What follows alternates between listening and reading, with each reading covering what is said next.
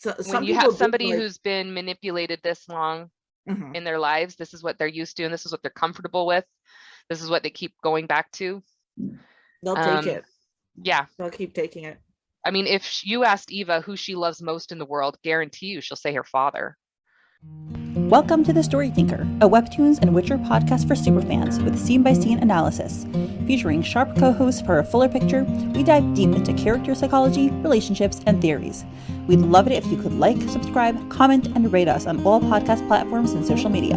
For bonus content, you can support The Story Thinker on Patreon. Let's begin. Hi, everyone, and welcome to episode 163 of Let's Play. And we are here with Krystine and Sabra. Hi, everyone. All right. So today is a bifurcated episode. And the recap is just where Dallas has to work for Dee to pay off his toilet paper thievery. Debt to society. Yes. All right, Krystine, take it away. Sure. So we see the daily grind, and Dee and Dallas are just like leaning over like, oh, there's nothing to do. And I'm like, oh, I so relate to that. But I'm also, if anybody doesn't know, like I work in the food industry, and I'm like, there's a saying, if you have time to lean, you have time to clean. There's always something to clean. So I'm like, really? You're leaning? You couldn't be like cleaning like something. Mm-hmm. But anyway. Slacker, yes. But anyway, Dee's like, oh, it's really dead. And Dallas is like, yeah, there's nothing for me to do. Can I go home? Me all the time. I'm like, can I just go home? Mm-hmm. Yeah, and then the second you go home, boom, influx of customers. Yeah, let's come back. Yeah. Let's go back. Wait. And Dee's like, no, we're getting a really big shipment and I'll need your help to unload it. And Dallas is just like chewing on his nails saying, great, more donkey work. I'm like, I like that phrasing. That's it. Clever, yeah. I guess he has a brain in there. That costume he created, that was pretty impressive work. So he looks a little different, by the way. Like his design changed, and he looks better, in my opinion. Like he's handsomer. You know? Yeah, his teeth aren't so freaky. Yeah, for a sec I was like, wait, is that Dallas or is it Link? And I was like, no, it's Dallas. Yeah, you can definitely see the relation, the similarities. Yeah, well, Link has my favorite look out of every male character in this story. So if Dallas he is soft on the eyes. Yeah, did I tell you once how I had like my friends do a webtoon men rating? It's so crass, sorry, but I sent them pictures of webtoon men and they had to rate them 1 to 5. And then I asked them like which one like they thought I liked the best, and they were like Link. You knew your type. Blonde, that's your type. Like, yes. And long hair, obviously. Love long hair. Long hair is fun. Mm-hmm. My husband couldn't pull off long hair if he tried. Okay. My fiance right now, it's an argument between us. Like, so obviously during pandemic, like he grew out his hair and he has it cut where it's like, it's kind of like long on the top and like, but he likes to having like shaved pretty much down on the sides. And I hate it so much, but he's like, oh, I love it. Like, well, you don't like my haircut? I'm like, no, I don't. I'm sorry. And I'm like, this is even for like a couple of years ago, I went through like a bangs phase and I loved it. And he's like, I don't like it. I think we all have our hair moments. Like my husband really wanted to see me as a blonde. Oh, it washed me out. You think I blended into my walls now? It was bad. Had it for like 2 years, and every time I looked in the mirror, it's just like, that is not me. Who is that? That's funny.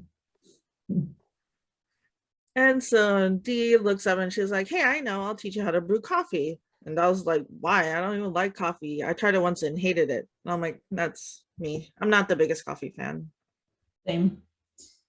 Yep, I like iced coffee, but that's pretty much it. I don't know. I don't drink coffee. Okay. I like hot chocolate. Oh, lots of hot cocoa. I'm like, we'll get to the hot chocolate part.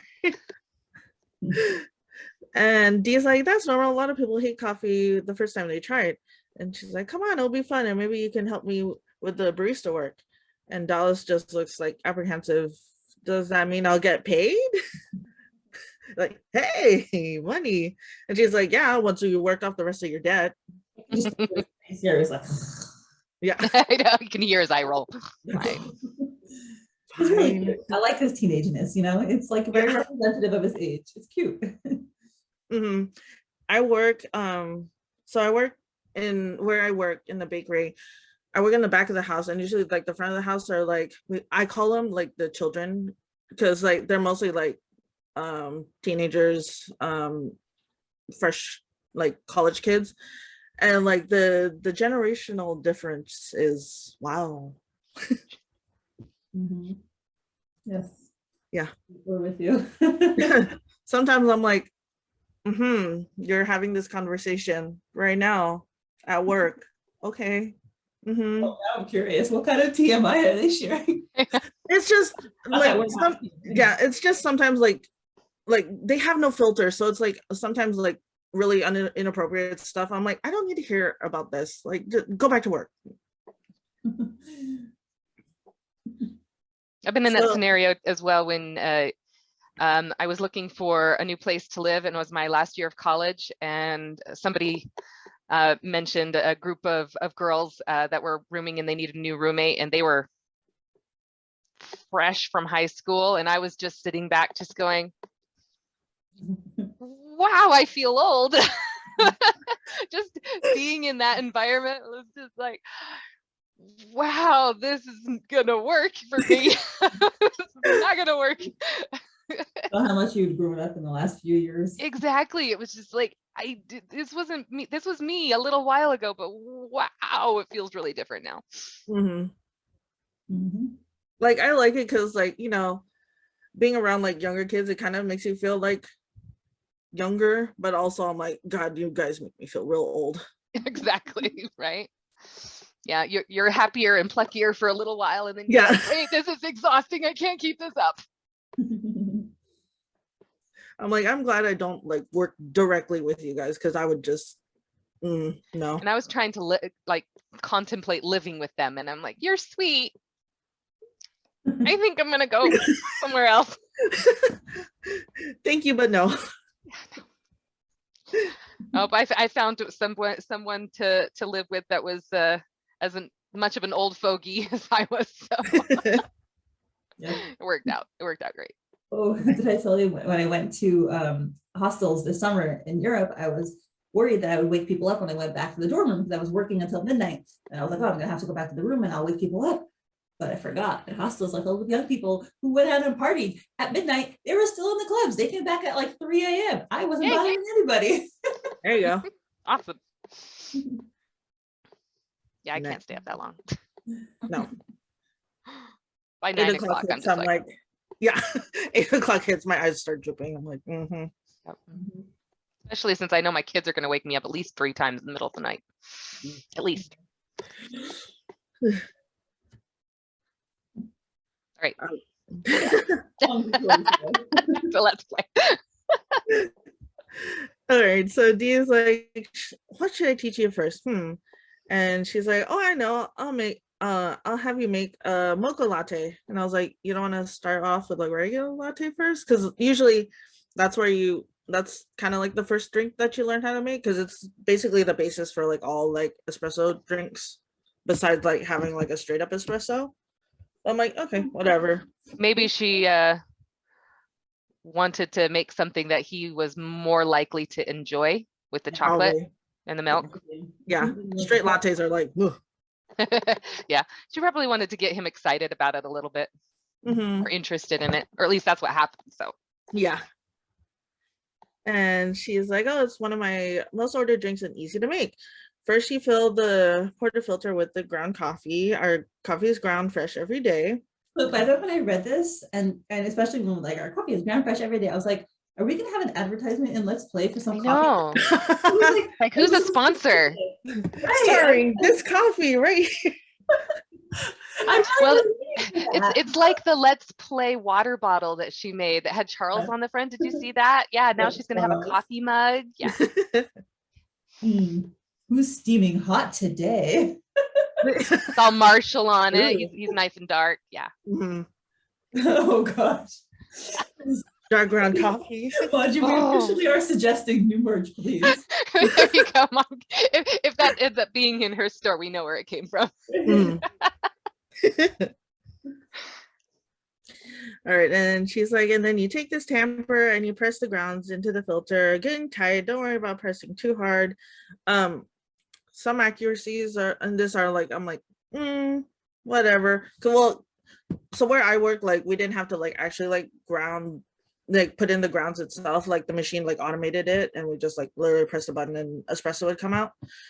But like, and I know I've watched like coffee tutorials where like they actually like do all the steps, and I'm like, it's pretty accurate. I mean, you probably found someone to talk to about it. Yeah, I'm like, it's not exact, but I mean, like, we're not gonna get into exact details in this. Like, yeah. Maybe, you know, for research minds, you have to visit many coffee shops. Yeah. It's just funny because like I was looking through the comments and someone was like, this is inaccurate. And I'm like, we're not gonna get into accuracies with this. It's like, come on. Yeah. It's not a rocket science manual. Yeah. We're not trying to teach you how to make coffee through Let's Play.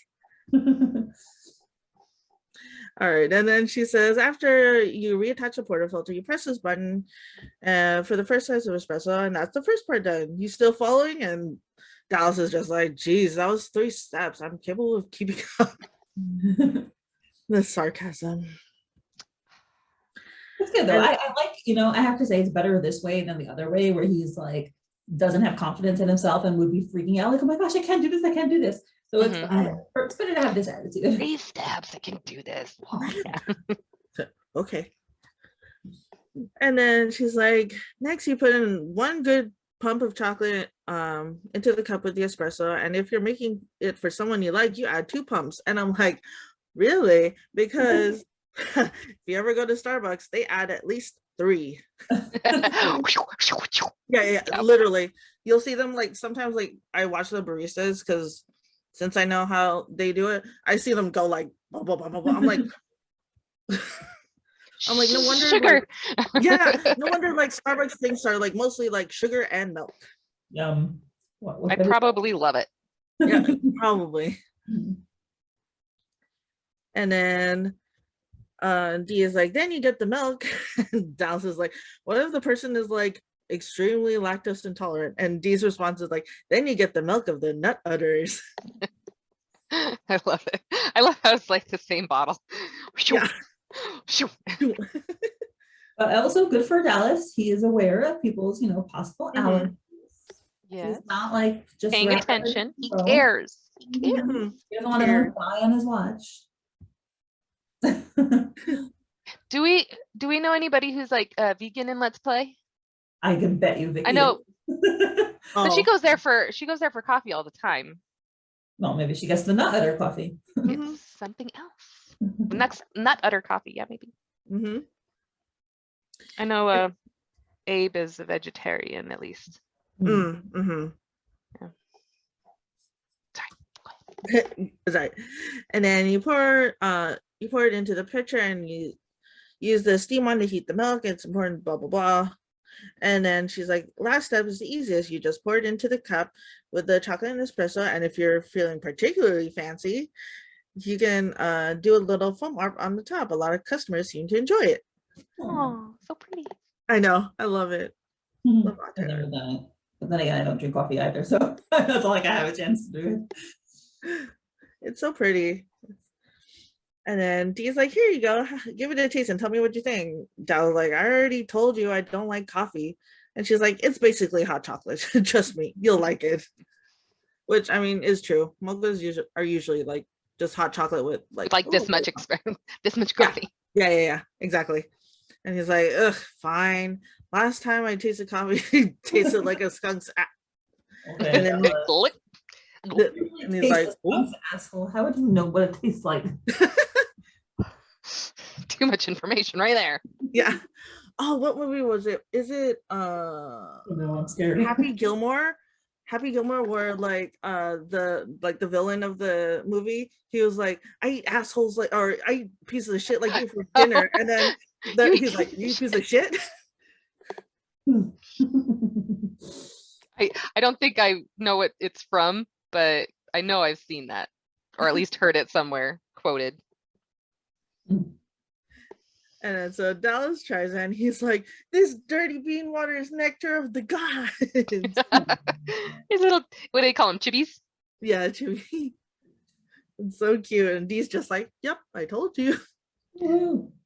Right. I love this. New obsession required. Yeah. He's like, Dee, you were right. This is really good. I really do like this. Never had coffee like this before. And like, he just looked, he sounds all excited. Like, can I try making it? Can you teach me It's how to like make he's butter?" reverted back like 10 years. He's just an eager Yeah, little it's kid like- now. It's like, oh, yay! I want to try. Can I try? I want to do it. Coffee's already sticky, kicking in. The coffee's like already hitting him, getting the caffeine zitters. Oh, but they're having a good bonding moment. Look how happy she looks. She I looks know, so she proud of looks like a him. proud mama. Like, she's like, Yeah. she has so much patience for him. Like, I really appreciate that about her. I think sometimes it's easier. So I teach kids, and they're the same age as my kids. And I just think about how I put in a lot of effort to like make the lessons exciting and fun for them. And then I come home and I'm like, put your shoes in the closet and brush your teeth and whatever. And I'm like, I think sometimes it's easier when it's not your kid, you're not with them all the time. She's with him for a limited amount of time and she sees him, from one dimension, and he goes home, right? And she doesn't have to deal with him all the time. So it's sometimes easier for an outsider to bring out the best in, in someone else or in a teenager. Yep. I'm wondering how many friends he's really close to, because he's really close with his gamer friends, but they all kind of see him as the troublemaker, and and they tease him mercilessly. They love him to pieces as well, but they do see him in a specific light. And his brother obviously sees him in a specific light. Even his mom does, like when she put out the tray of muffins or cookies or something, like, at least leave one for your brother, right? And so it's probably nice to have someone who can just see him with fresh eyes. Even though he's technically there because he was stealing from her, but she never seemed to act accusatory to him or anything. It was just, okay, well, let's solve this problem. And it's awesome. I think that's really cool. She's a really good person. And I think that, especially for someone like Dallas who went through so much, it's important that he has like an adult in his life who's just a source of kindness and warmth and guidance. Yep, definitely. And now he's found a new obsession. He can be a barista. Yeah. So now we have a flashback. We go to the next part of the episode, and this is the flashback we're just going to go over it quickly of when Ben and Eva were talking, and she was trying to get him to ask Dad for dinner, and he's like, no. Eva's like, he was sorry. He's like, no, he was not sorry. He forced, like, our mom had to go to Japan with her little sister to get away from him. She's like, no, she was just taking care of grandma. He's like, no, you always believe him. You're in denial. And, he only does something because he wants something back. And trust him, trying to lower my stress. And then the last thing that we see in the flashback is, the dad's like, shh. So there was some purpose to him being there. It wasn't just to check on his son. And Eva even knows it. Yeah. So now we go to the present. All right, so now we are outside Lawson Legal. And we see Eva in like a military at ease position, standing in front of her father's desk. Also much by that position. Like, that's her dad? Like, who talks to their dad like that? This is like she's reporting for duty. She is. That's exactly what she's doing. Yeah. I feel really bad for her situation right now. She's got this serious issue where she has to please her father, even when he's as shady as hell. But so all right. And the doctors believe he will continue to, that's him. And the doctors believe he will make a full recovery. Yes, he was confident in Ben's progress. As long as he keeps his stress down, he should continue to improve. What caused his stress in the first place? Which I find interesting that he doesn't know. Well, he doesn't know anything about him. He doesn't. He really doesn't. I don't know. I got the impression he became ill with the flu and then continued to push himself. I also think something happened with his work, but he doesn't seem to want to talk about it with me yet. I just kind of feel like if they even watched his show, they would know what was going on. At least a little bit. He kind of talks about it. Yeah. But I think it was good that the dad at least, I think, cared about his health. Like, I don't think the dad is entirely mercenary. Like, I think that obviously he wants something and I don't know what it is, but I almost feel like him not being in good health was getting in his way. Like, in all honesty, I feel like maybe he does have, you know, a little bit of a soft spot, but the way he's being written, I kind of feel like he needs him for something and his health was detracting from what he needs. Yeah, it was a setback. So is he going to get better? Great. Now let's move on. Next topic. Because exactly here. And did you speak with him about what I asked you to?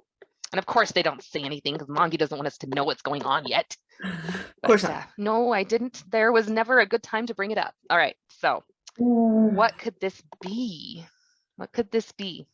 And it's like, to me, what's so striking is that Eva, who is this very tough lady in other circumstances, is just reduced to being servile and so like, yeah, like so like diminutive. Like she's like got no confidence in herself at all. Like, yeah.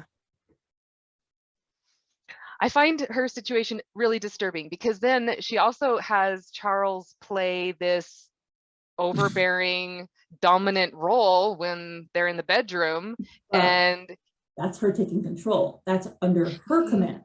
That is true. That is true, because that is part of submission and dominance, is, you know, allowing somebody to domineer over you. But I don't know, it's just, I find it really odd that she's in this situation with her father, and when she puts herself in a sexual position, that's kind of what she wants as well. I don't think it's because she relates to her dad sexually. To me, no, I'm not, that's not what I'm saying. I'm just saying she likes being controlled to a point. First of all, it could be that her personality doesn't like that, but I think also there's an element of that. If you grew up and you were always controlled without your will, it's kind of like reclaiming that situation by you saying, now it's on my terms. It's not something that I personally would do, but I definitely heard of people like wanting to relive the same situation, but this time it's under their control. And it's kind of like rewriting the history and the script in a more positive way.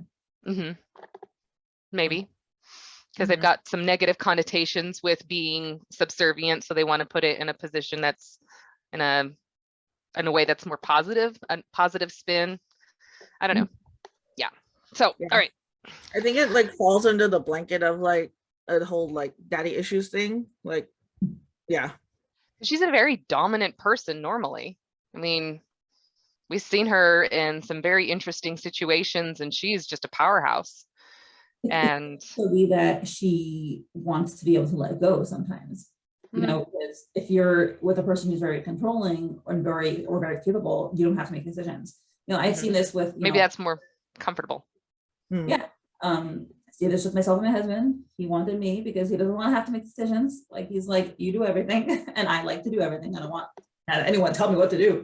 So, but yeah, it's, you know, my brother is like the very capable take charge type, and I could never be married to him, as obviously not just because he's my brother, but because I won't like him, even though he's like personality capable, and he's got so much stuff done, and I'm like, oh my god, that's amazing. But he would be bossing me around all day long, and he wants stuff his way, and I'm like, no, it's my way. So, but I think some people do like, you know, have to have someone else take care of everything and make all the decisions. Yep. So he wants Eva to talk to Marshall about something specific. So you didn't speak to him about it at all? She's shrugging and she looks devastated. I disappointed my father. Dishonor on you, dishonor on your cow. Yeah. I'm glad you caught that reference. All the time. It's the best. Awesome. Christ, Eva, for once in your life, could you do what I ask of you? I mean, don't get me wrong. I feel like that's like all she's ever done in her life. This has been such a waste of time. Wow. Well, Dad. I'm speechless with rage.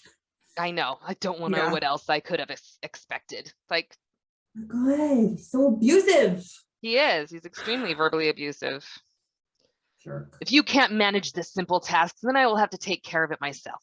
But Dad, you said I could be the one to talk to him. Please, Dad, I've done a lot of work for this and I've called in a lot of favors.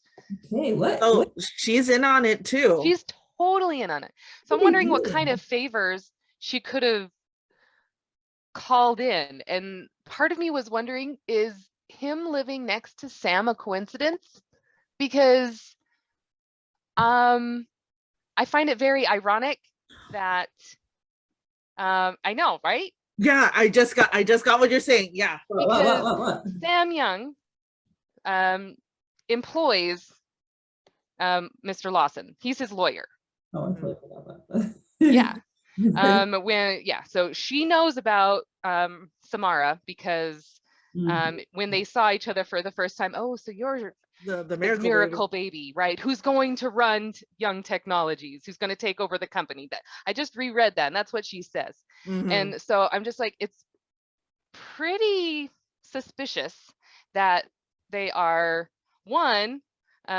living next door to each other. He just barely moved in there, and two, that they're both being spied on. Wait, do you think the dads are in cahoots? They're like, I don't know. What I think is, I think Mr. Young and Mr. Lawson work together. I think whoever they have spying is the same spy. Whether or not they know about the other spies is suspicious. Job one, job two. Exactly. Perfect. I think Mr. Lawson knows about them both. I think Mr. Lawson knows about them both, because I told this weird thing to my husband a little while ago, and he said randomly, he doesn't even understand Let's Play, but he said one thing and I was just like, oh, wait. He's like, well, what if the lawyer guy wants his son to marry the CEO's daughter so he can eventually take over the company? And I'm just like, how did you even think that? You don't even read the comic all the way through. Well, it's a trope about arranged marriages and like businesses. So I wouldn't expect to see it in Let's Play. So I read a lot of Korean comics on Webtoon, and they're all about the CEOs and the conglomerate groups, and they have to marry each other in these arranged marriages. I didn't see it. I wouldn't expect it so much in an American context, but I'm not thinking arranged marriages.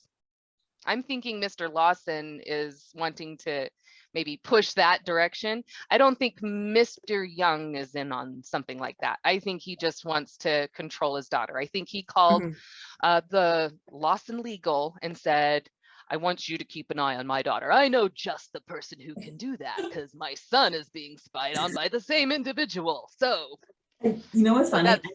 I think that if Mr. Young like knew about, let's say, Mr. Lawson tracking his son, he'd be like, oh my God, that's terrible behavior. But when it comes to himself, he's like so unself-aware. He's like, I have to protect my daughter. This is not the same at all. Yeah, I don't think Mr. Young would set up his daughter with anybody, to be honest. So that's just my weird theory that's still just kind of percolating in my brain. Plus, I'm also trying to figure out how this all coincides with Sam, because it's not what kind of favors could she have called in? So the only thing I could think of was affecting the fact of where he actually lives. And it's just weird that like she's in on it, but also is like hesitant to like tell Marshall about it. So yeah, I don't know. Maybe is she supposed to? I don't know. I don't know what it could be. But really, the only thing I can think of is that it has to do with Young Technologies in some way, because that's really the only thing that Sam's got going for her from Mr. Lawson's perspective. All right, he doesn't have any interest in a gamer. And then like like going on that too, like if Sam like inherits young technologies, my theory is that like Mr. Lawson wants Marshall to like come back and like actually take over, and then so they can be like the power, like a He power has a conglomerate. powerhouse right now with Yeah. Mr. Young, but maybe he wants it to be more in the family and Yeah, like an even bigger ties. Mhm. So I'm still thinking that it's very possible it has nothing to do with Sam, that it's just a Marshall thing. But I don't know what it could be.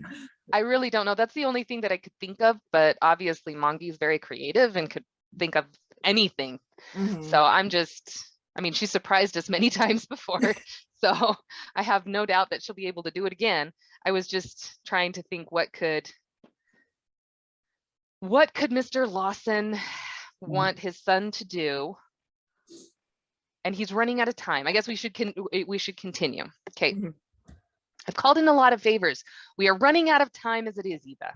How is he running out of time? I should have entrusted this to someone more capable in the first place, and this would have been handled by now. Handled how? See, I'm so confused. Yeah.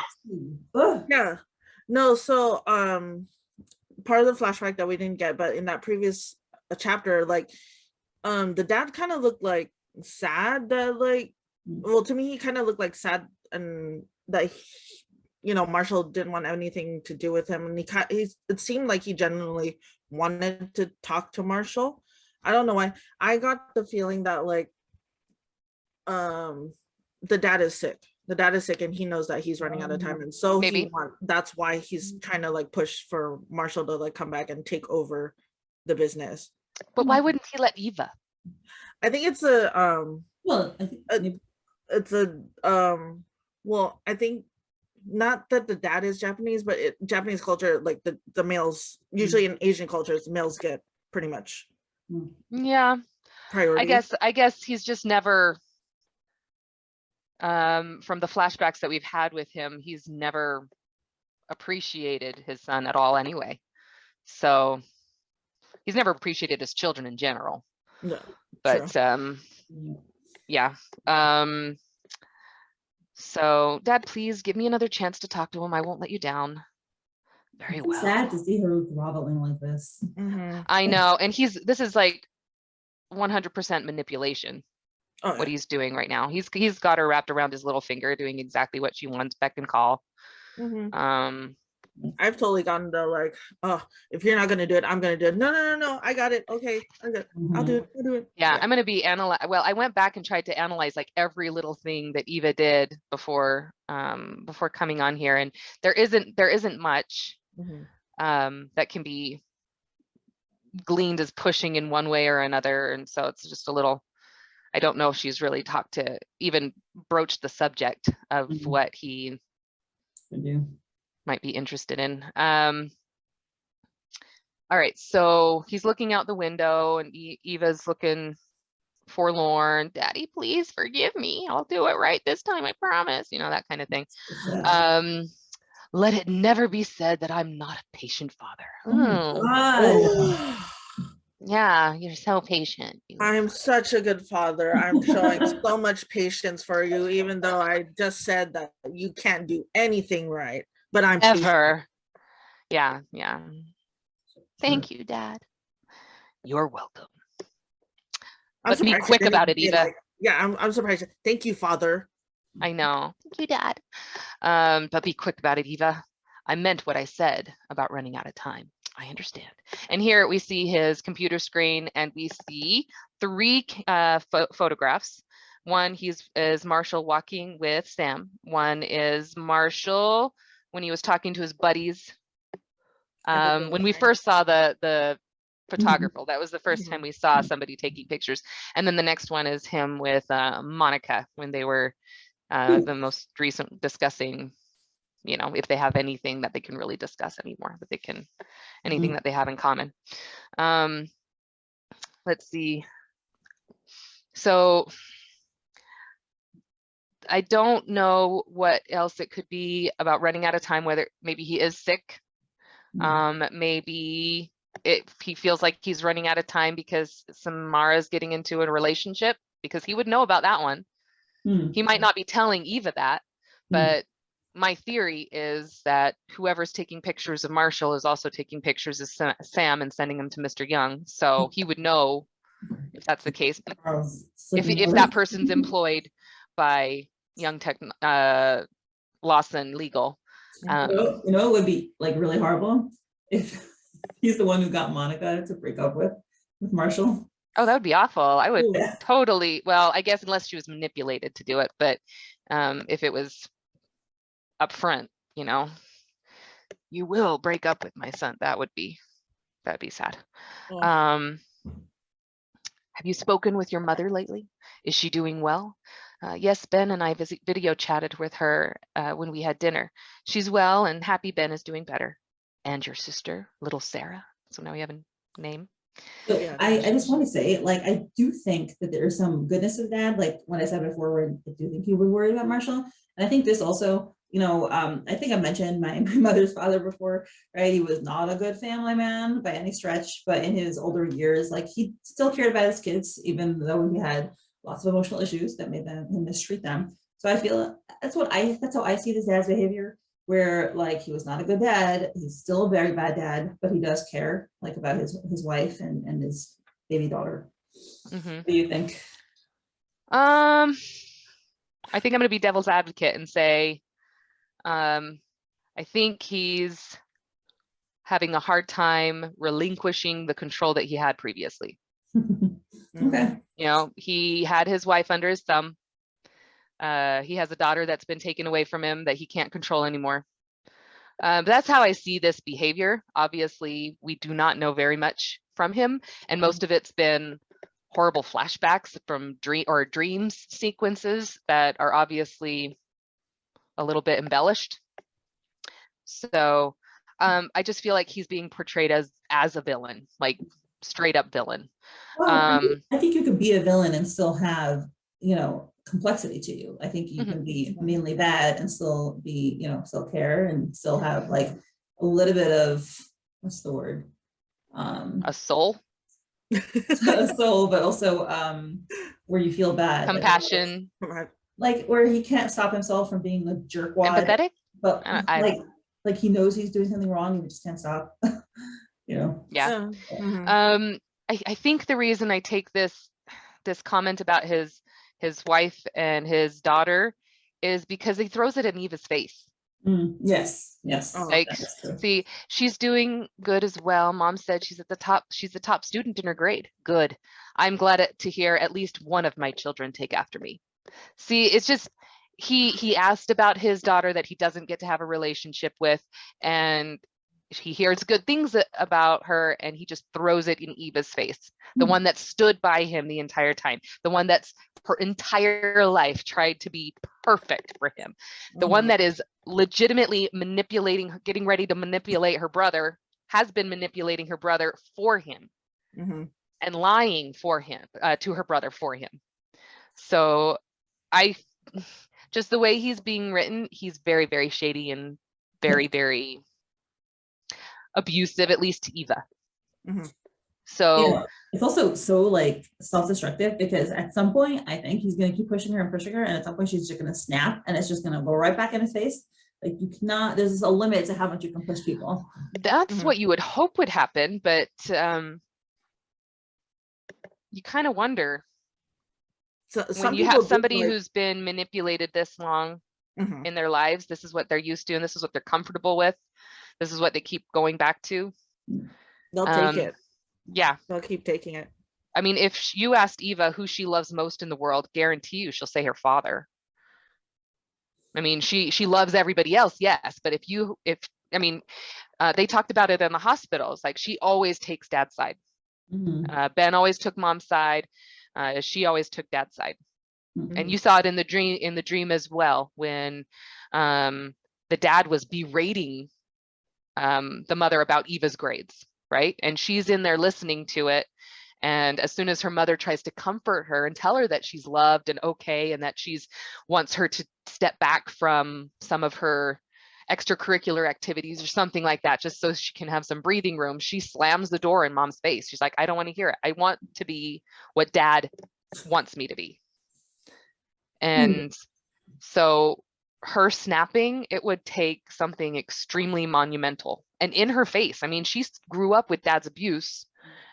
She saw what was going on, but she still took dad's side. I don't know if dad was ever physically abusive. I kind of got the impression that he was, but I don't think we actually ever see it in a flashback or anything. I think he's more verbally abusive, emotionally abusive. I don't know. I just want to know. Go ahead. Sorry.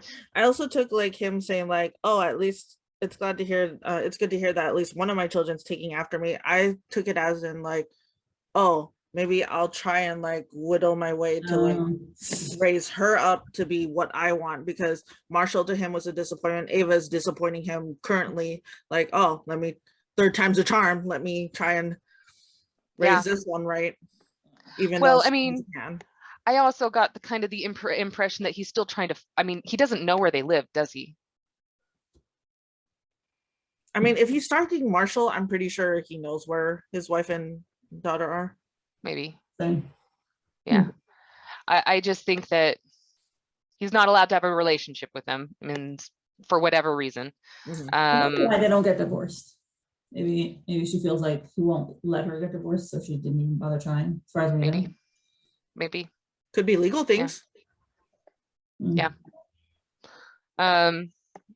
But he's definitely not written as a cheery character, is he?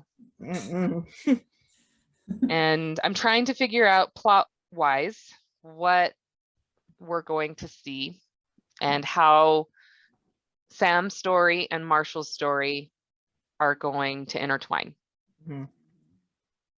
Yeah, and especially now, honestly, with everything that happened with Charles and like his possessive behavior, I'm really curious if it's going to push towards a Marshall direction. Yeah. Oh, something about that, since you brought that up. I did get a little message from Mongi, and she said I could share it. Oh, cool. Oh. Because I asked a couple things for a couple. Sabra, how long was that essay? Oh shush. Oh shush. So I was really just, it was about his possessive behavior, and I mentioned on the podcast, I wondered how he was in, how did he act in his marriage before? Like, is this a return of previous possessive behavior, or is this new? Is this new because of his trauma? I mentioned in the podcast that I was hoping it was new because of the trauma, because then hopefully that would be something he could work through and improve on, because he hasn't technically acted upon anything possessive. It's just internal right now. And then, but if it was reverting back to like possessive behavior in his previous marriage, then it's harder to solve those kinds of problems that you've had that have become habit, I guess I should say. So let's see, where is it? Oh, that throws in like new light about like his divorce then, because if he was possessive, it would cause, yeah, then we can see why like his ex-wife like maybe cheated, and then that's a whole other like, curveball. And I was not ready for the plot twist where we feel sympathetic for Charles's ex-wife. I was not prepared for that. But I did get a message from Mongi, and this she teased me about a comment I made in that, but I won't. So she says, if it helps to ease your fears, Charles wasn't obsessive and controlling with his ex-wife. If anything, he gave her all the space she could possibly want, which may have contributed to the dissolution of their marriage. Charles, and this I really thought was interesting, Charles isn't the villain of Sam's story, but Sam is the hero of her own. And I liked that. And I liked that a lot. I feel like it's nice to know that Charles isn't going to become the villain, but it's also nice to know that this has always been Sam's story. Yeah. And I like that. And we kind of have seen her become the helper or savior of the people that she's around. She helps them, she builds them up, she gives them her light. And I like I feel like this comment is going to kind of bring to light a little bit of light into Charles's life as well. So I still think that he has a chance to process what's going on in his poor little brain. Whether or not he's endgame, who knows? I pray for it because I just love them together. But it also just kind of makes me wonder a little bit. I also asked her about the 𝗪𝗪𝗶𝗍 thing. It's like, did Charles really just pass out or get nauseous because of mom wanting to 𝗪𝗪𝗹? And yeah, that's legitimately what it was. There we go. Yeah, it's funny because that's that you kind of think that that's not actually happening. So why would other characters, acknowledge it? It's more just, symbolic. But no. He saw that. It's like he saw picking the stars and had to run away. It's not exactly fantasy, but it's something you could play around with when you're writing. It's like when Vicky picks up the dog from the top panel. And just, from the we're not going to talk about what just happened. She's like, what? I love it. I think it's great. Very cute. All right, we have final thoughts on the episode. I just want to know what Mr. Lawson's up to. Mm-hmm. And why is Eva helping? Okay. I hope Eva breaks free. That's my goal for her. Maybe that's going to be her story. Mm-hmm. I think Mongi's touches on everybody's trauma a little bit. Mm-hmm. And I think the whole point of it is growing from trauma, growing from pain. So hopefully Eva will break free as well. Start her own law firm. Yeah, she could. She's got the gumption for it. Mm-hmm. Yeah. Awesome. Well, ladies, thank you so much. This was lovely as always. And have a wonderful night. Good night. Bye-bye. Bye. Thank you so much to my current patrons: Suzie, LadyLibris, Lily, Jenny, Haley, Molly, Veronica, Emily, Joe, Rochelle, 𝗪cie Meg, Anne Rose, Priya, Alexa, Misty, Joanne, Hattie, Imelda, Esther, I'm watching you people, Tori's, Papacy, Marie, Evelyn, James, Judd, Aaron, Jay, Lily, Beckett, Miranda, Christine, Sadie, Kelly, Danielle, Teresa, Mrs. Nostalgia, and Carrie. Your support is truly appreciated.